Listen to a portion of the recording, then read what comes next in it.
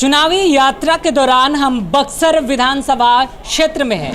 यहाँ से कांग्रेस के प्रत्याशी ने पिछली बार बीजेपी के प्रत्याशी को कड़ी टक्कर दे करके जंग को फतेह किया था। अब इस बार फिर से एक बार मैदान में है। कांग्रेस ने अपने सिटिंग एमएलए पर फिर से एक बार विश्वास दिखाया है और टीका ठूनी को थमा दिया है। हमारे साथ हैं बक्सर सदर विधायक संजय कुमार तिवारी उर्फ मुन्ना तिवारी, मुन्ना बाबा के नाम से काफ़ी प्रसिद्ध हैं। आपका जो चुनावी अभियान है इस बार क्या लगता है, प्रत्याशी भी बीजेपी ने बदल दिया है, चुनौती बढ़ गई है? हमारे सामने कोई चुनौती नहीं है। इसका वजह है कि मैंने 5 वर्ष से रहकर और जनता के बीच जाकर जनता की तन मन धन से सेवा की है। चाहे वो कोरोना काल हो, चाहे कोरोना काल के पहले की परिस्थिति हो, हमने सारे व्यवसायी, छात्र छात्राएं, किसान, नौजवानों की आवाज़ सड़क से सदन तक उठाया है।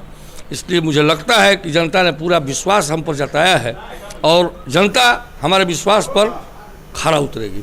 ये बक्सर विधानसभा क्षेत्र से मेरी जानकारी के अनुसार ये आपकी बार दूसरी आप चुनौती पेश करने जा रहे हैं। पहली बार में आपने जीत हासिल करी, तो आप डुमरांव विधानसभा क्षेत्र के रहने वाले हैं, बक्सर में आकर के आप चुनाव जीतते हैं। आपको क्या लगता है यहाँ बीजेपी का गढ़ रहा है? जेपी नड्डा भी हाल ही में प्रचार करके गए। आपने देखा कि नहीं जेपी नड्डा के कितनी भीड़ सभा में कितनी भीड़ जुटी थी? इसका सूचक है बीजेपी से लोगों का मुंह भंग हो चुका है। इनका जुमला, इनकी बेरोजगारी, इनकी महंगाई कहीं देश में कम नहीं हुई। सब चीज़ों में बढ़ोतरी होते रह गई, जिसे जनता आज ऊब चुकी है, नौजवान ऊब चुके हैं। और नौजवानों का एक ही मांग है कि जब तक बेरोजगारी पर कोई बात नहीं करेगा, जैसे कि तेजस्वी ने, हमारे नेता तेजस्वी ने घोषणा कर दिया कि मेरी कैबिनेट की पहले बैठक में 10 लाख नौकरियां हम देंगे बिहार के बेरोजगारों को, तो बहुत अच्छा संदेश है जनता के बीच में। जो बेरोजगारी और महंगाई की बात करेगा उसकी सरकार बनेगी। अच्छा, एक भटकती हुई खबर भी हमारे पास आती है कि मुन्ना बाबा यह कह रहे हैं जनता के बीच जाकर कि तेजस्वी को देखकर वोट ना किया जाए, आप हमें देखिए और हमारे चेहरे पर वोट करिए। देखिए, तेजस्वी तो हमारे नेता हैं। सोनिया जी, राहुल जी के पसंद तेजस्वी हैं। 15 में आदरणीय लालू जी और आदरणीय सोनिया जी ने दोनों ने मिलकर नीतीश कुमार को अपना नाजिर पेश किया था बिहार में। लेकिन आज सबकी ज़रूरत है तेजस्वी की तेज रफ्तार सरकार को। और यहाँ चेहरा मैं हूँ, ब्रह्मपुर में भाई शंभू जी हैं, अजीत सिंह कुशवाहा डुमरांव में हैं और विश्वनाथ राम राजपुर में हैं।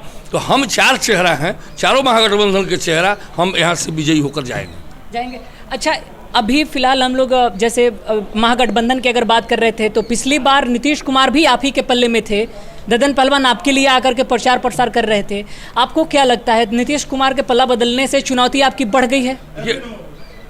महागठबंधन की उससे भी सरकार बनी थी, 2015 में भी महागठबंधन की सरकार बनी थी और आदरणीय नेता लालू जी और आदरणीय नेता हमारी सोनिया गांधी जी दोनों ने पसंद किया था नीतीश कुमार को। लेकिन 18 महीना के काल के बाद जिस तरह से पलटू राम ने पलटी मारा, जनता इस चीज़ को सबक सिखाने के लिए नीतीश कुमार को अति पिछड़ा कलियत, चाहे जिस समाज का वोट हमको उस समय मिला था, उस सारे लोग पटकनी देने के चक्कर में एनडीए को हैं और निश्चित रूप से पटकनी देंगे।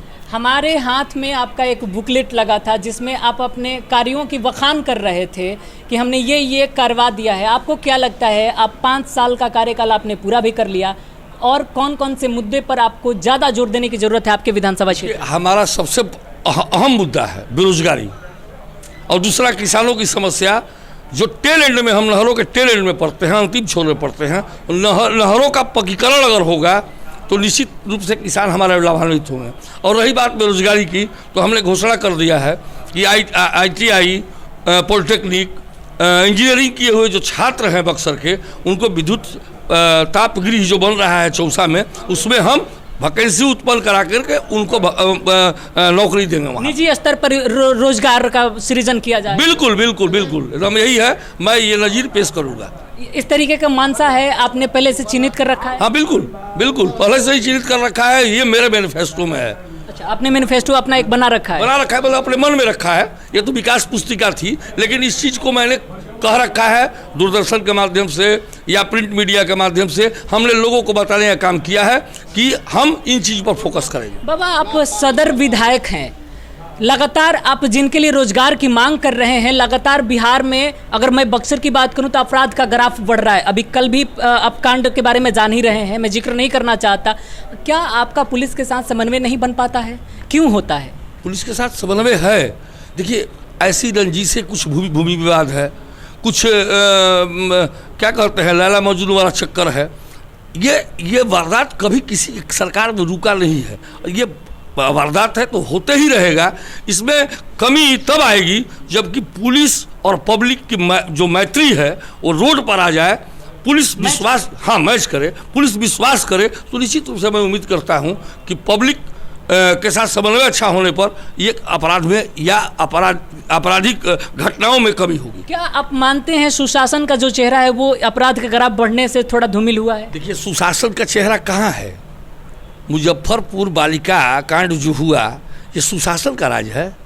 सुशील मोदी जी के बगल में बैठे हुए ब्रजेश ठाकुर, ब्रजेश जी का फोटो आता है, ये सुशासन है?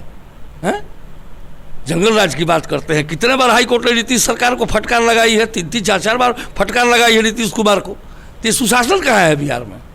सुशासन लोग अपने कह रहे हैं, सुशासन नाम का चीज़ नहीं है यहाँ बिहार में। कहाँ सुशासन? ऐसे आपराधिक घटनाएं हो रही हैं। मुजफ्फरपुर बालिका कांड को देखिए ना, कितना देश में शर्मनाक ये विषय हुआ और बिहार का सर नीचे हो गया। बाबा, अब एक नेगेटिव सवाल है आपको लेकर के। जिस प्रकार से आपको अभी बीते दिन शराब तस्करी में आपकी गाड़ी को दिखाया गया, बताया गया, उस पूरे प्रकरण में क्या चल रहा है? क्योंकि उसको फिर से सर्कुलेट किया जा रहा है, जनता के बीच दिखाया जा रहा है। क्या कहना चाहेंगे इस मुद्दे पर, खास तौर पर जनता से? ये जनता जवाब देगी, मैं नहीं जवाब दूंगा। न्यायिक प्रक्रिया कहाँ पहुंची, क्या हुआ? न्यायिक प्रक्रिया प्रशासन जानता है कि इनको रख करके सारा फंसाया गया है, किसी के माध्यम से रखा गया, किसी के माध्यम से रखवाया गया। सारी पब्लिक जानती है, सारा प्रशासन जानता है। ये मामला तो सीधे और सीधे प्रशासन उद्भेदन कर चुका है कि विधायक जी सर्किट हाउस में बैठे हुए थे।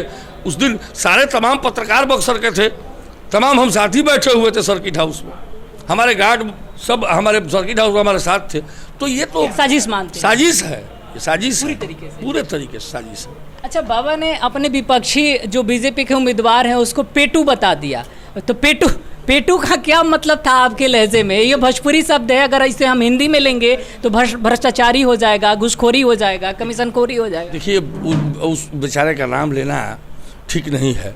वो आहत है, और वो आहत है, बेचारे को पानी चढ़ रहा है, चल भी नहीं सकता है बेचारा, एक गली से दूसरे गली में नहीं आ सकता है। तो उस बेचारा को ऐसा हम अब कहना ठीक नहीं है। और क्या कह सकते हैं उसको कि वो घूमने में सक्षम नहीं है बेचारा, तो उसको कैलाचार है, बेबस है। पानी बोतल का सलाइन का पानी उसको चढ़ाया जा रहा है, तो शरीर भी बेचारे का भारी है, इसलिए अब उसके बारे में कुछ कहना ठीक नहीं। मतलब आपके विधानसभा क्षेत्र में लड़ाई में सिर्फ मुन्ना बाबा है, बाद बाकी विपक्ष भी नजर नहीं आ रहा? कुछ नहीं, कहीं दूर दूर तक नहीं है। हम मार्जिन बढ़ा रहे हैं अपना। अच्छा, जीत का मार्जिन बढ़ा रहे हैं। जीत का मार्जिन बढ़ा रहे हैं। चलिए, हम भी देखते हैं कितना आता है। 10 नवंबर का इंतजार आपको भी है, हमको भी रहेगा। तो जिस प्रकार से सदर विधायक ने बीजेपी प्रत्याशी को बेचारा बताया है, आप समझ सकते हैं कि स्थिति कितनी दयनीय है। चुनावी माहौल है और चुनाव की जो गर्मी है अब वो माथे पर है, क्योंकि प्रचार प्रसार का जो दौर है वो अब अंतिम चरण में है। देखने वाली बात है, 10 नवंबर का इंतजार हमें भी है, विधायक जी को है और शायद आपको भी रहेगा। अब ऐसे में देखना होगा क्या होता है। फिलहाल कैमरा पर्सन श्रीवास्तव के साथ में अभिषेक तिवारी, बक्सर।